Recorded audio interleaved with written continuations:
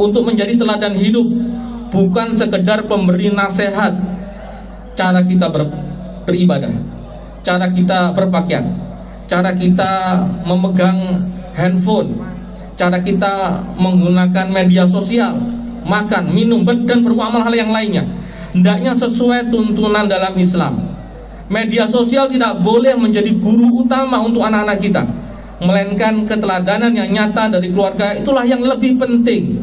Kita harus bersama-sama menerapkan prinsip wa tawassaw bil haq wa tawassaw bis sabr, saling mengingatkan dalam kebenaran dan kesabaran untuk menjaga generasi muda dari kerusakan zaman. Anak saya adalah anak Bapak Ibu sekalian, sedangkan anak Bapak Ibu sekalian adalah juga anak saya. Mari kita sama-sama saling mengingatkan. Wabarakatuh. Allahu Akbar, Allahu Akbar, la ilaha illallah, Allahu Akbar, Allahu Akbar, walillahil hamd. Alhamdulillah, alhamdulillahilladzi yadhkuru man dzakara wa yujibu man da'a wa yaghfiru liman istaghfara wa yatubu man taba ilaihi. Asyhadu an la ilaha illallah wahdahu la syarika lah wa asyhadu anna Muhammadan abduhu wa rasuluhu, amma ba'd. Fa ya ibadallah, usikum wa nafsi bitaqwallah faqad fazal muttaqun. Allahu Akbar, Allahu Akbar. Hadirin kaum muslimin yang dirahmati oleh Allah Subhanahu wa taala. Di pagi yang penuh berkah ini kita berkumpul dalam kebahagiaan yang tiada tara untuk merayakan Idul Adha, hari yang menyatukan hati umat Islam di seluruh dunia. Suara takbir kita bergema bersama suara-suara seiman di Arafah, menyatu dalam pujian Allah yang Maha Esa.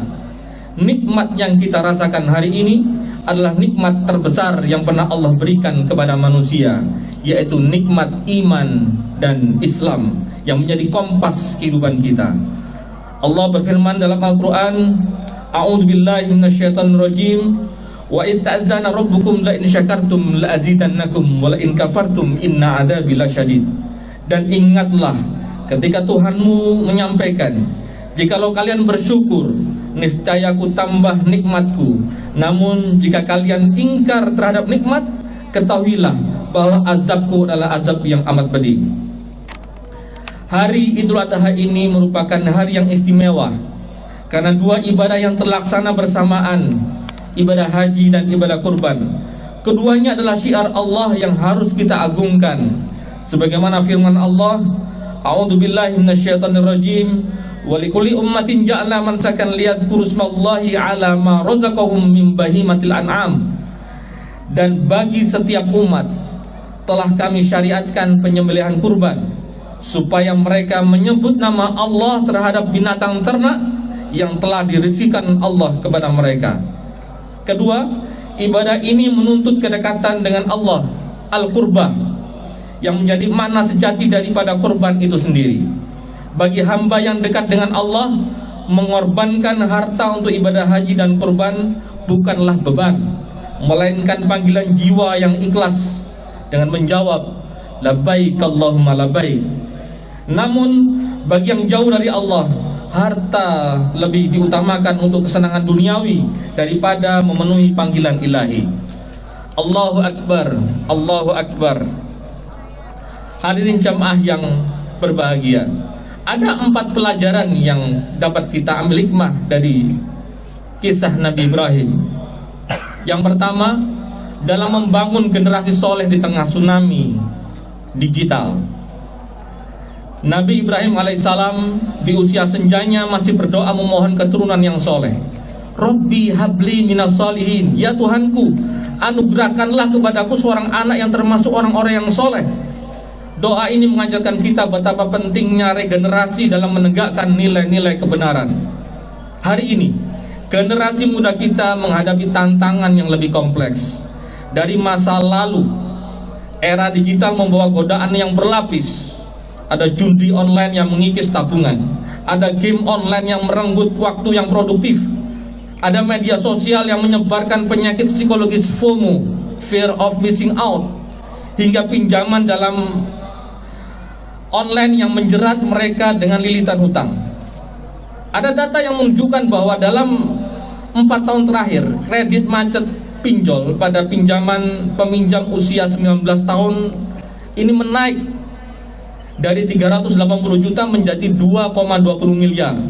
Sementara kategori usia 19 sampai 34 tahun melesat lebih dari 5 kali lipat menjadi 726 miliar lebih.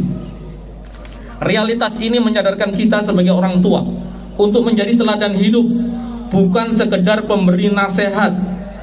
Cara kita beribadah, cara kita berpakaian, cara kita memegang handphone, cara kita menggunakan media sosial, makan, minum, dan bermuamalah hal yang lainnya, hendaknya sesuai tuntunan dalam Islam.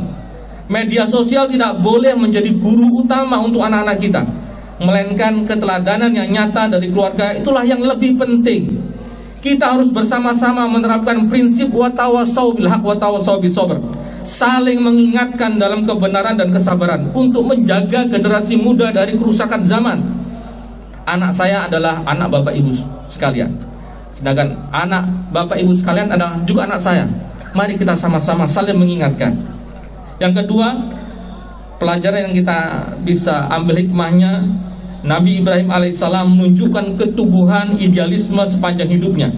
Ia bahkan rela berhijrah demi mempertahankan prinsip tauhidnya, sebagaimana firman Allah, a'udzubillahi minasyaitonirrajim, wa qala inni dhaibun ila rabbis sayahdin.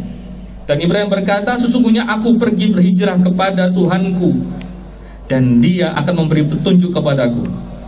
Hadirin jamaah yang berbahagia, di era post-truth ini, di mana kebenaran dan kebatilan sering tercampur, kita membutuhkan keteguhan seperti Ibrahim. Jangan sampai ada generasi yang semasa mudanya menantang korupsi, tapi ketika berkuasa justru melakukan korupsi. Jangan sampai ada yang dahulu memperjuangkan keadilan, tapi kemudian menjadi pelaku kezaliman. Kita harus mampu memposisikan setiap hal dalam kategori yang jelas, halal atau haram, doruriyah, hajiyah, atau tahsiniyah, atau dalam bahasa Indonesianya kebutuhan pokok, kebutuhan sekunder, atau tersier. Itu harus kita posisikan sesuai dengan proporsinya. Hadirin jamaah yang berbahagia, Allahu Akbar, Allahu Akbar. Kemudian yang ketiga, hikmah yang bisa kita ambil, Allah Subhanahu wa taala mengangkat Nabi Ibrahim sebagai pemimpin setelah beliau lulus dari berbagai ujian. Disampaikan, dan ketika Ibrahim diuji itu hanya dengan beberapa kalimat perintah dan larangan, lalu Ibrahim menunaikan secara sempurna. Allah berfirman, sesungguhnya aku akan menjadikan kamu pemimpin bagi seluruh umat manusia. Namun ketika Nabi Ibrahim meminta agar kepemimpinan diwariskan kepada keturunannya, Allah menegaskan, la yanalu ahdiz zalimin, janjiku tidak mencakup orang-orang yang zalim. Pesan ini sangat relevan di era disrupsi ini, di mana kepemimpinan tidak lagi ditentukan oleh garis keturunan atau koneksi, melainkan oleh integritas dan kemampuan mengemban amanah. Pemimpin sejati adalah yang mampu mengangkat martabat rakyatnya agar menjadi bangsa yang berizah, berwibawa di mata Allah dalam percaturan global. Hadirin jamaah yang berbahagia. Kemudian hikmah yang keempat, perintah kurban mengingatkan kita pada pentingnya memperhatikan halal dan thayyib dalam konsumsi. Allah berfirman, a'udzubillahi minasyaitonirrajim, ya ayuhan nas kulu mimma fil ardi halalan thayyiba wa la tattabi'u khutuwatis syaiton. Hai sekalian manusia, makanlah yang halal lagi baik dari apa yang terdapat di muka bumi ini, dan janganlah kamu mengikuti langkah-langkah syaitan. Allahu Akbar, Allahu Akbar. Jamaah yang berbahagia, jika dahulu di era 1960-an makanan relatif sederhana dan sebagian besar jadi kukus, kini kita berhadapan dengan kompleksitas industri makanan modern. Hari ini orang bisa makan jeruk tapi bukan dari buah jeruk. Orang bisa minum anggur tapi bukan dari buah anggur. Orang bisa merasakan mangga bukan dari buah mangga. Semuanya dari perisa sintetis, kimia, bahan kimia makanan. Realitas ini menuntut agar standar laboratorium yang ketat, bukan sekedar hanya takaran saja. Data Ikatan Dokter Anak Indonesia akhir tahun 2023 menunjukkan angka yang mengkhawatirkan. Anak penderita diabetes sudah mencapai 1.645 orang. Dan ini baru laporan dari 15 kota. Yang bisa jadi angka sebenarnya bisa jauh lebih tinggi. Ini adalah konsekuensi dari mengabaikan prinsip halal dan thayyib dalam konsumsi. Rasulullah SAW mengingatkan kita, sayati zaman alan nas la yubalil nas la yubalil mar'u ma akhadha minhu minal halal aw haram. Akan datang suatu masa di mana orang tidak akan perhatikan dari mana dia memperoleh, dari yang halal atau haram. Standar halal bukan soal bahan baku saja, tapi juga proses produksi. Apakah cara penyembelihannya sudah benar? Apakah proses pembersihan memenuhi standar? Apakah peralatan dan sanitasi sudah sesuai syariah? Disinilah pentingnya juru sembelih halal yang memahami standar proses halal serta penyuluh pendamping halal. Syukurlah negara telah memberikan perhatian terhadap hal ini. Kita membaca ada Undang-Undang Perlindungan Konsumen, kemudian ada Badan Penyelenggara Jaminan Produk Halal yang kemarin juga baru mengumumkan ada 9 makanan dan termasuk beberapa sudah mendapatkan sertifikasi halal. Itu termasuk makanan yang haram, karena dalam proses produksinya ada hal-hal yang haram tercampur dalam produk tersebut. Bisa jadi kemarin pada waktu liburan itu kita suguhkan dan disukai oleh anak-anak jenis-jenis marshmallow. Ada beberapa produk yang kemarin diumumkan diharamkan. Hari ini jamaah yang berbahagia, ukuran halal haram bukanlah murah mahalnya harga, bagus tidaknya kemasan, viral tidaknya di media sosial, atau enak tidak rasanya. Standar kita harus jelas, halal syariah, kemudian thayyib, yakni sehat bagi tubuh, baik dari segi materi kebendaan maupun proses adabiahnya. Allah Subhanahu wa taala bahkan menegaskan bahwa orang yang mengkonsumsi sesuatu yang haram, baik bendanya maupun prosesnya, tidak akan diterima doa-doanya. Yuraddu doa. Allahu Akbar, Allahu Akbar, walillahil hamd. Jamaah yang berbahagia, dari uraian singkat ini dapat kita simpulkan bahwa sebagai muslim kita harus menunjukkan komitmen dan loyalitas kepada Allah Subhanahu wa taala dengan menegakkan nilai-nilai Islam dalam segala aspek kehidupan, baik dalam berkeluarga, bermasyarakat, berbangsa maupun bernegara.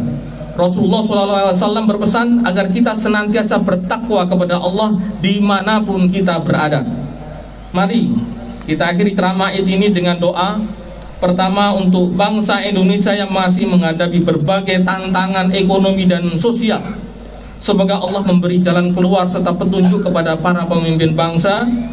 Kedua, untuk saudara-saudara kita jamaah haji di Tanah Suci, semoga mereka mendapatkan haji yang mabrur dan selamat dalam perjalanan pulang. Allahumma sholli ala Muhammad wa ala ali Muhammad. Allahumma fir lil muslimina wal muslimat al ahya'i minhum wal amwat ya qadiyal hajat. Allahumma adfa'na al bala wal waba wal fahsya wal munkar wal mihan wal fitan ma zahara minha wa ma batan min baladina hadha khassah wa min buldani muslimin 'amah. Allahumma ja'al hadha baladan aminan warzuq Allahum minas thamarat man amana billahi wal yawmil akhir. Allahumma aslih lana dinana alladhi huwa ismatu amrina wa aslih lana dunyana allati fiha ma'ashina wa aslih lana akhiratana allati fiha ma'aduna waj'al hayata ziyadatan lana fi kulli khair waj'al mauta rohatan lana min kulli syarr. Ya Allah, perbaikilah agama kami yang merupakan benteng bagi urusan kami. Perbaikilah dunia kami yang menjadi tempat hidup kami. Perbaikilah akhirat kami yang menjadi tempat kembali kami. Jadikanlah kehidupan ini sebagai tambahan kebaikan bagi kami, dan jadikan kematian sebagai pembebasan dari segala keburukan. Rabbana atina fid dunya hasanah wa fil akhirati hasanah wa qina adzabannar. Subhana rabbika rabbil izzati amma yasifun. Wassalamun alal mursalin walhamdulillahi rabbil alamin. Assalamualaikum warahmatullahi wabarakatuh.